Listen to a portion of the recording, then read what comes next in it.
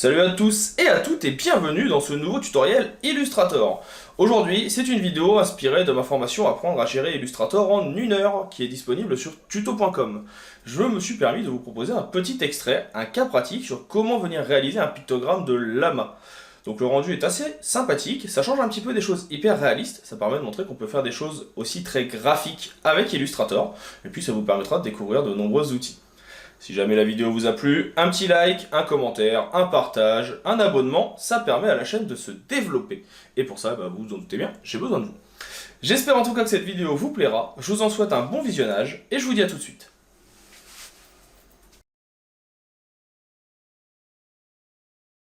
Attaquons donc notre premier exercice. Je vais venir ici ouvrir mes calques, et je vais juste séparer les deux, comme ça vous pourrez les retrouver à la fin si besoin. Donc ça va être mes références. Je vais les laisser ici, je vais les bloquer. On va les appeler ref. Et on va avoir ici un calque 2 que je vais appeler lama. Et on va venir essayer de reproduire quelque chose qui ressemble à ce lama. Alors de vous à moi, on va pas faire exactement le même. Déjà parce que c'est dessiné à main levée. Et donc, à moins de le décalquer, je ne ferai pas exactement le même. Et je me refuse de décalquer. L'idée étant ici de vous apprendre des techniques, de vous apprendre des choses. L'idée sera donc d'essayer de reproduire le plus fidèlement possible avec les outils sans décalquer. Nous sommes sur un exercice. Je rappelle que ces éléments sont tirés du site Flaticone que vous pouvez retrouver sur internet, que les versions PNG que j'ai téléchargées sont gratuites pour une utilisation commerciale, mais que si vous voulez des versions PNG, il faudra, je veux dire SVG ou vectoriel, il faudra payer. Encore une fois, ici, on est là juste pour un but à terme d'exercice, donc pas besoin et pas le droit de recommercialiser derrière. On va commencer ici par venir essayer de reproduire un petit peu la forme extérieure. Alors comme on est sur du dessin à main levée, pour ma part, je vais venir prendre tout simplement mon outil de crayon. On va essayer de venir voir, donc on a quelque chose qui veut avoir une forme un petit peu de L inversée. Pour l'instant, je vais lui mettre une couleur, peu importe laquelle, on la changera par la suite. Et si on regarde bien, on va avoir quelque chose un petit peu comme ça, où on va avoir un côté un petit peu arrondi qui va se mettre en place avec nos différents éléments. Alors, c'est pas parfait, je dessine à main levée, mais vous allez voir dans un premier temps que ce n'est pas trop grave. Là, je vais pouvoir sélectionner, mettre une forme en fond, et là, si je viens ici arrondir tous les petits points, on va pouvoir venir les sélectionner les uns après les autres, on va avoir une forme qui peut nous plaire un petit peu plus. On va également venir ici tout simplement reprendre notre forme et je vais venir peut-être la réduire un petit peu. Sélectionner une partie des points qui sont sur la droite et venir arrondir un petit peu plus. Peut-être venir déplacer ou supprimer des points qui ne nous intéressent pas. En l'occurrence ici, j'ai un point que je trouve peu adéquat. Je vois également quand je sélectionne que j'ai des intersections qui ne sont pas rejointes. Pour ça, on peut à tout moment reprendre la plume, cliquer sur un point et sur l'autre. Ça va les rejoindre. On voit également ici qu'on a beaucoup de points. J'en profite pour vous montrer une petite spécificité. Ça va être dans Tracer. Et vous avez ici Simplifier. Ça va permettre de venir réduire le nombre de points et venir ainsi arrondir un peu plus vos différents tracés. Alors bien sûr, il faut tous les sélectionner. On simplifie et là vous voyez que je peux venir réduire. Et donc on va avoir un petit peu plus d'arrondi qui va ressembler un petit peu plus à ce que je souhaite mettre en place. Donc là, on va avoir la base de notre petit lama. Sur cette base, je vais venir mettre un contour. Donc, je viens ici prendre mon outil de contour, je mets un contour noir. De cette façon, je vais avoir ici, sur chacun des éléments, les contours.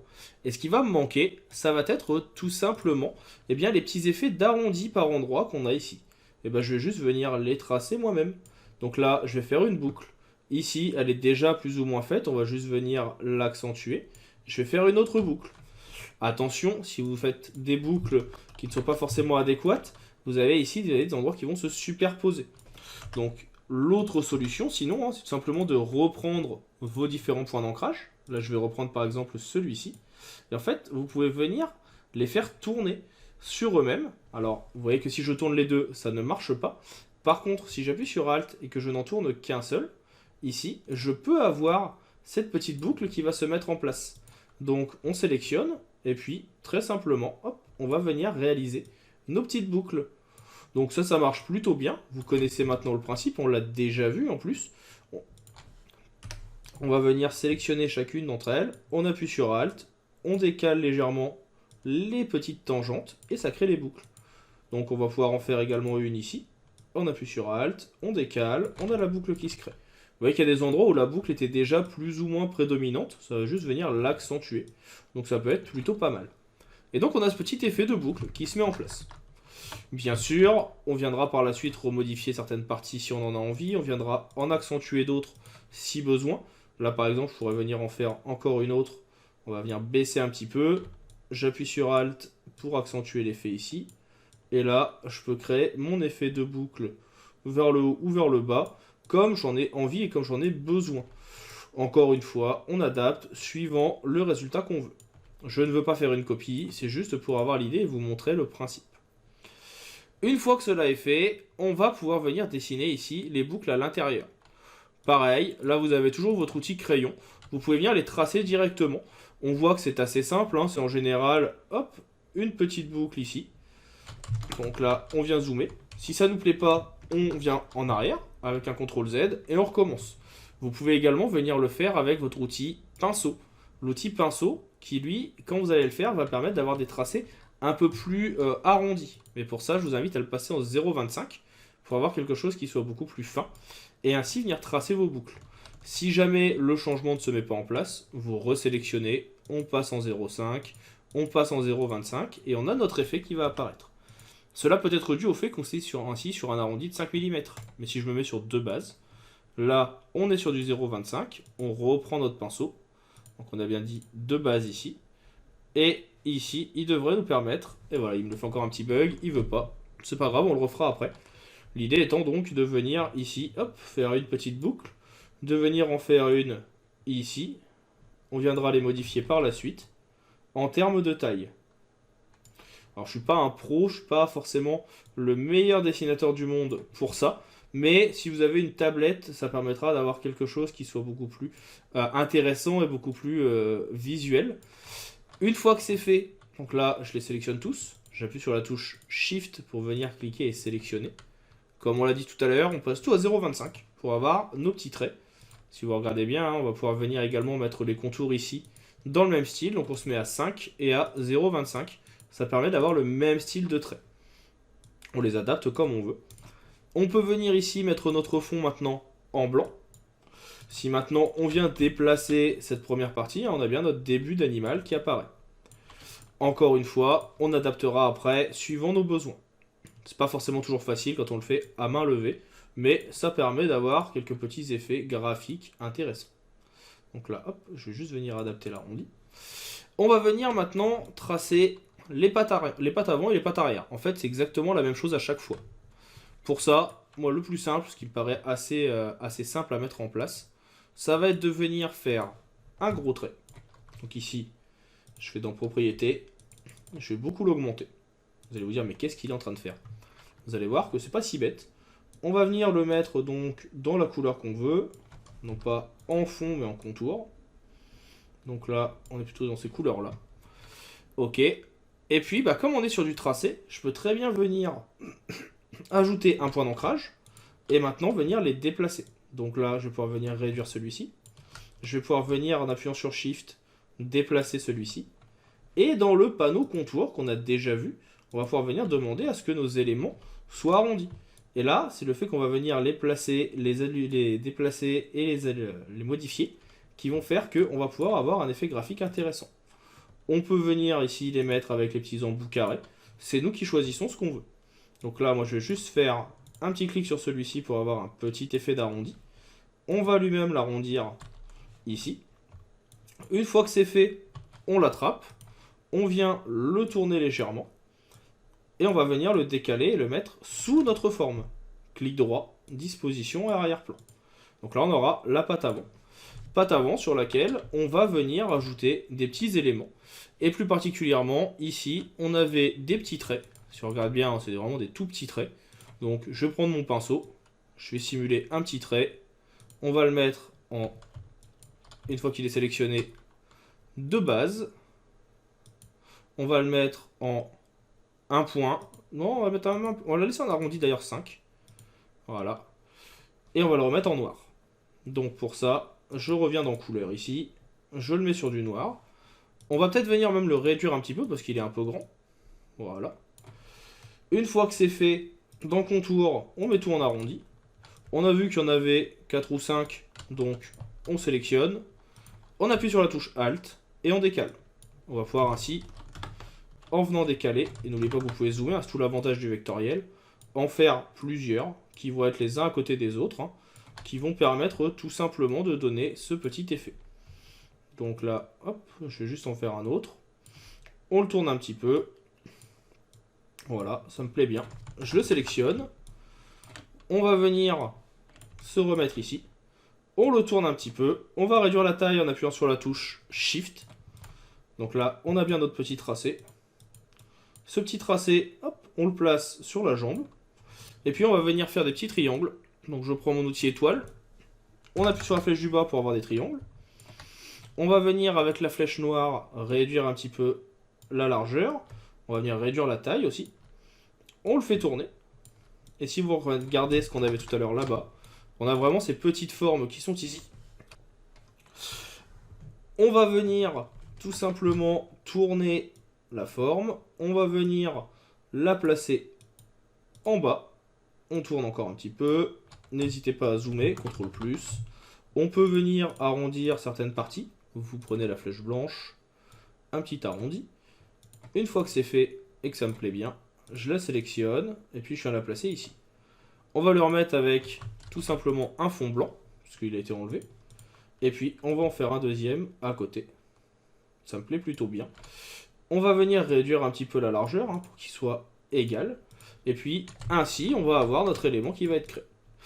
Là on avait nos deux éléments qui étaient en arrière-plan. J'ai revérifié. Donc je le mets derrière. Ça permet que les contours ne soient pas impactés sur la patte. Et la patte je peux la sélectionner. Je vais faire un CTRL G. Un CTRL G, ça permet de sélectionner et de grouper le tout. Toujours en arrière-plan. Et puis bah, cette patte, on va pouvoir en faire une deuxième. Donc là, je la sélectionne.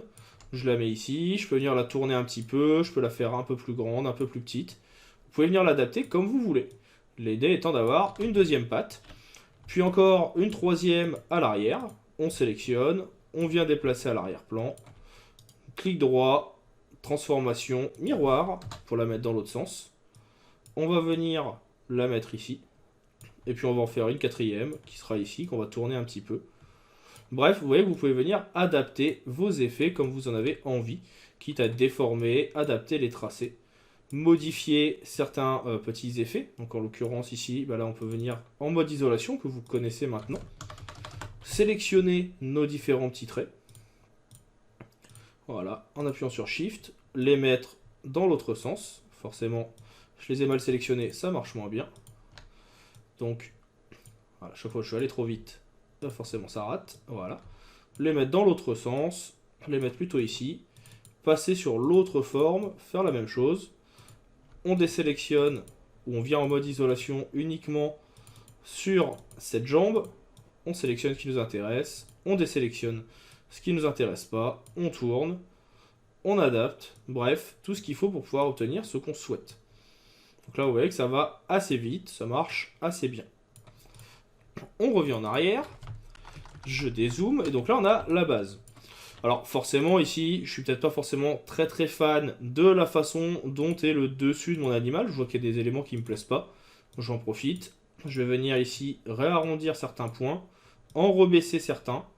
Voilà, celui-ci en l'occurrence, celui-là également. N'hésitez pas, hein, vraiment, faut savoir prendre le temps d'adapter au fur et à mesure qu'on vient travailler sur un projet.